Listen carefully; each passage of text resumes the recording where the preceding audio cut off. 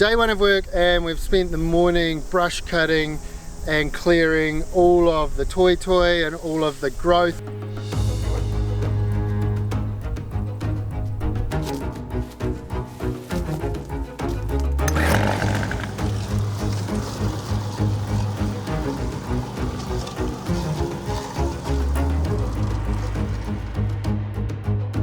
The house is still in design phase, but it's really important to come to site, get a feel for it. The only way to do that is you've got to be able to walk the land, and while it's overgrown, you can't walk it. I think putting the rocks down was, for me, because I'm not great with spatial awareness. She said it, not me. Just because I'm a terrible driver. Hey, I'm Josh, a builder here in New Zealand, and let me introduce that build up there. Previously, we talked about going unconditional on this section. This one's actually been owned by 6 different people. And I introduced my partner, Nicole, and we talked about designing a home for our blended family of 4 boys. This video here is all about day one clearing the site and getting a feel for the lay of the land. Coming up, I'll talk to you about how we walked the site to understand it, the importance of clearing the build platform early on, and I'll talk about how marking that out on site changed our design process. And stick around to the end of the video where I'll talk about geotech and how I took the fear out of taking on this site and was confident that we could build something. But first, let me tell you why it's important that you personally clear your own site before you even get a builder or a digger or a designer in.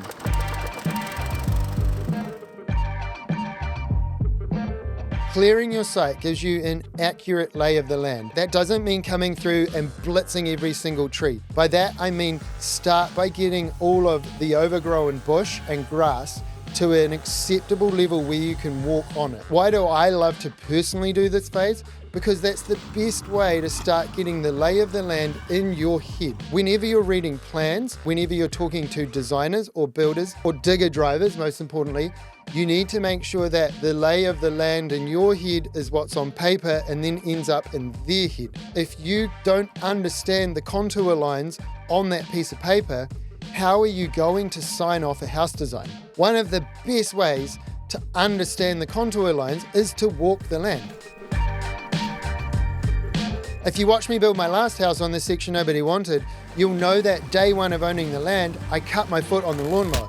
So many people were like, dude, why'd you get a lawnmower? Why'd you do this? Why'd you do that? But it's because of this reason that I wanted to get the lay of the land in my head. I wanted to understand the site. And what better way to do that than to walk the site with a weed whacker or a lawnmower or even a machete for a couple of hours and work your way through it. As you're doing that work, you're not just mindlessly doing a manual task. You're getting a feel for your site, your future dream home property, where you're going to build a house, where you're going to live, where you're going to park your car, where you're going to have epic barbecue parties with your friends. While you're going through the design phase, you have the time to pop up there for a couple of hours in nights or the weekends and start to feel your site.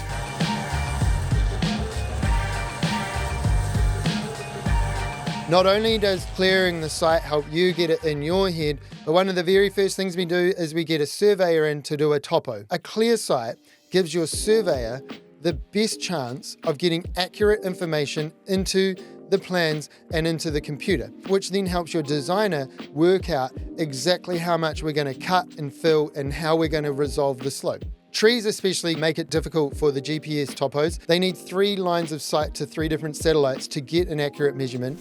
But if you find it hard to bush bash through the section, your surveyor is going to do the same, and it's going to slow him or her down. It's going to make their job harder. You also want to hunt around for the boundary pegs yourself right at the start. The more you understand the corners of your site, the more you are going to be able to help all the people helping you. The crazy thing is your phone is so accurate now. Even in the denser parts of the bush, I was able to locate the boundaries within a couple of meters, and then that helped me hunt around, and most of my boundary pegs were already there. That is like invaluable knowledge for learning your site. once I found the boundary pegs, one of the first things I do is clear around those, at least a metre or two. Make sure that the peg is visible, make sure that the ground around it, the grass is trimmed right down. And sometimes I'll even put a waratah in close to that so that from far away I can see corner over there, corner over there, corner there. The very next thing we did is make sure that we cleared the driveway so that we could get down off the road and onto the site. Honestly, the moment we did this, it was a game changer for the section.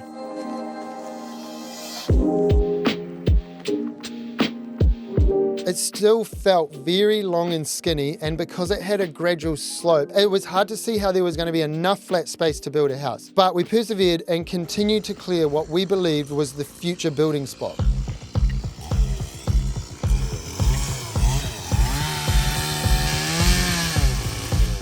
That included a lot going down the hill where, who knows, maybe a previous owner or the original developer had cleared a spot. But this had all been covered again with toys, and there was a viewer that said they're not toys, they are pom-poms or something. Comment below if they're not toys, educate me. We cleared the toys and the gorse and the long grass, and there was a lot of self-seeding Canuka back in the building zone. We got rid of all of that straight away. We used weed whackers, we used lawnmowers, we used machetes. Again, what happened on day one at the section nobody wanted, obviously I've learned from that, and we all use steel cap boots now. And this time it wasn't just me, I had help. I mean, let's face it, the section's 3 times larger than the section nobody wanted. I need 3 times the people to help me push it along. Even got the kids involved with the machetes so that they felt like they were part of the action. And I think this is key as well. You saw me mow the lawns with my boys on the section nobody wanted. Now my boys are clearing toy on that build up there. And that means that they're there on day one, part of the excitement. It lets them in their heads start to transition to like, wow, we're going to build a house here. We got a mulcher on site and we cleared a bunch of Canuka and Manuka. Don't worry, the landscape designer informed us that the job of Canuka and Manuka is to provide a temporary canopy for future growth to come up, and we've saved as much of that as possible. We want to continue to regenerate as much of that as possible on site as well. So not only do we have an in-depth planting plan, but we've already got a propagation station going on site where we have been taking seedlings from the section, saving them, and we're going to replant them. And we put all of this green waste back in to the native bush area to break down and provide the forest with more nutrients. Now that we've cleared the site, we can start the process of marking out a potential building.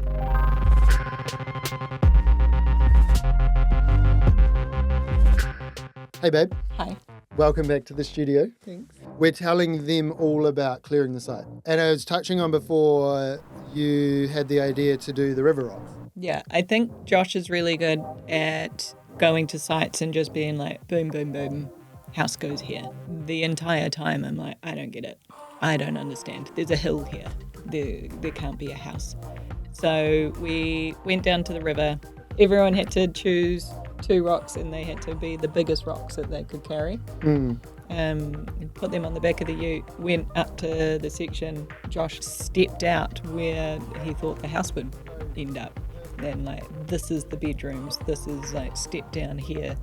And it was like standing there kind of looking out, being like, whoa, I'm standing in the lounge and this is the view.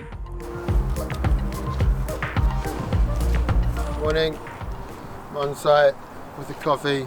I'm tired. So we've marked out the corners of the building with some rocks. Every time I do a session of the designer, I come back to site and I'll find a way to mark out what we're doing and get a feel for like how all of that's going to work with the land, working out how much of this hill is going to get cut and then how it's going down here. So you can see where I was from over there is already above my head. So this part will get built up, that part will get cut down. Like I'd put a rock there and say like this corner here, right? Yeah. So that helped you on site? Yeah, then you start to get a kind of feel for space. Like you can actually be like, oh, this is kitchen. A bench is about this big. So then there's that much more before outside. I think once we'd done the river rocks, didn't we grab a 6-pack of beers and sit down? And that really helped solidify, like, whoa, we're going to live here. Like, we even moved our chairs around the section, like, this is where our lounge has to be because this is where the view is. I think putting the rocks down was, for me, because I'm not great with spatial awareness. She said it, not me. Just because I'm a terrible driver. and it's part of that is not really knowing how feeling spaces very well. She freaks out driving the ute. It's too big. It's much too big. So we've been reading the comments, and apparently Josh is a little bit aggressive in asking everyone what they're up to. So I'm just going to ask really nicely. Please subscribe, guys. It really, really does help us out. And if you want to see more of our content, you really need to subscribe for us to be able to make more.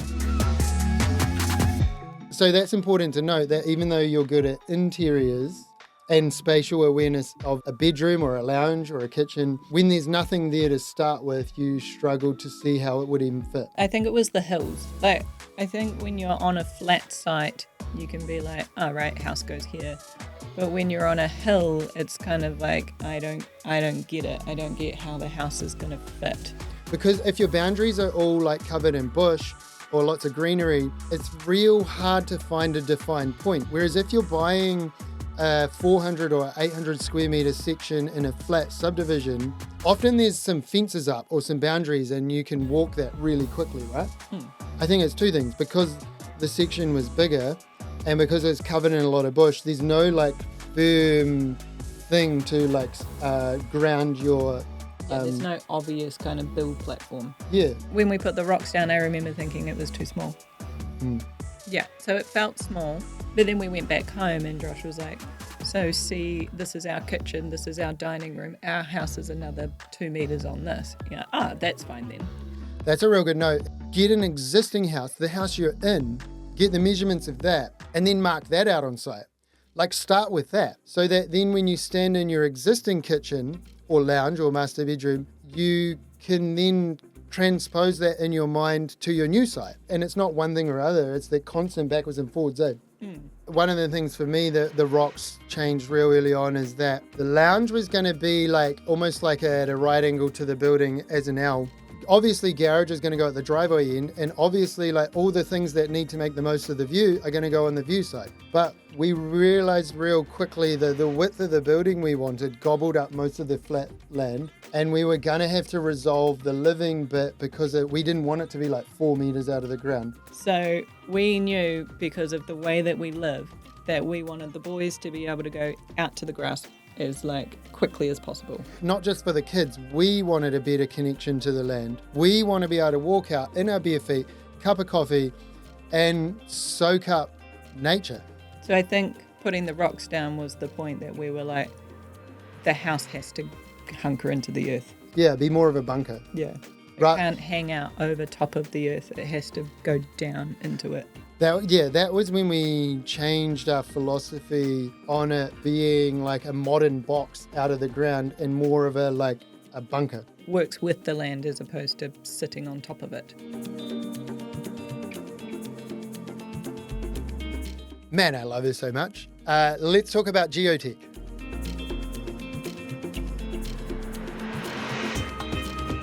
Heaps of people have been asking about geotech and how I tackled that on this site. The thing you might not realize is that any site we build on now requires bare minimum a soil test.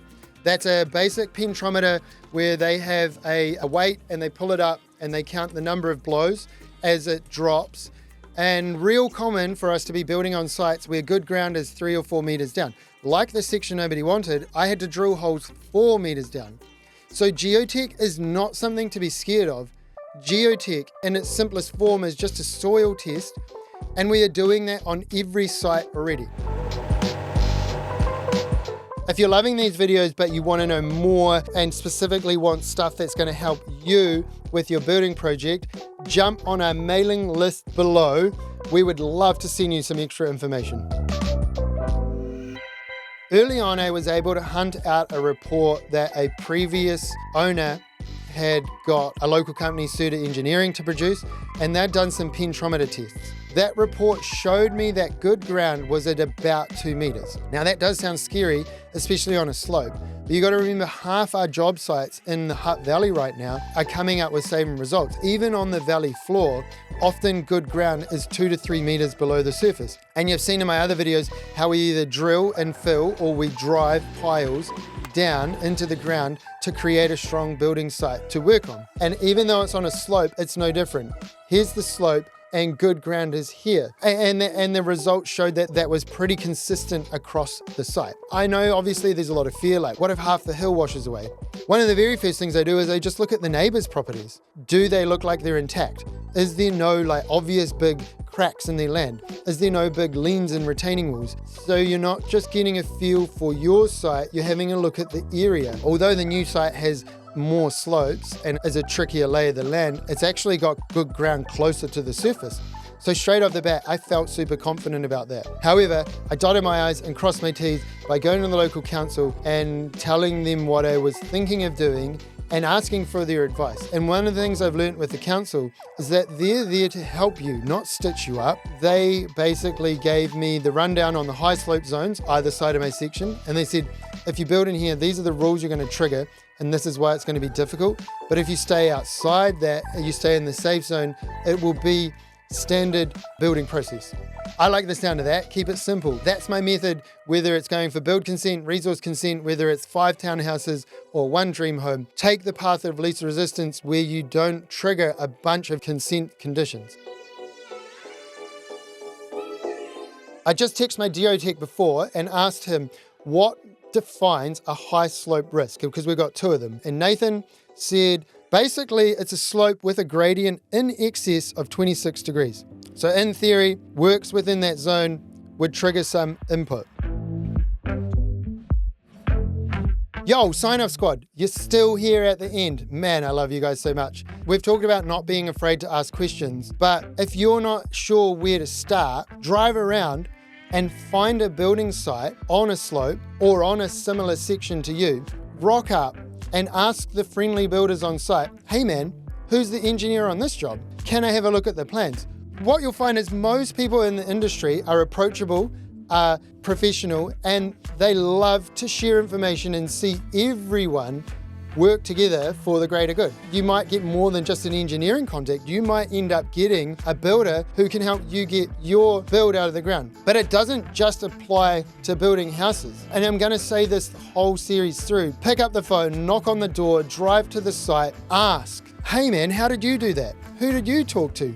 What's the tricks and tips? And then that forms your plan. It's not a big grand thing that you have 100 steps mapped out. Honestly, just do one thing after the other until you either hit a brick wall and it sounds impossible, or the more you go down, the more you ask, the more people you talk to, the more you try out, the more possible it seems. Next week is all about design, the iterations of concept we went through, and locking in a floor plan. That's going to drop next Saturday at 5 p.m. And I know if you've watched this far into the video, you're definitely a subscriber, right?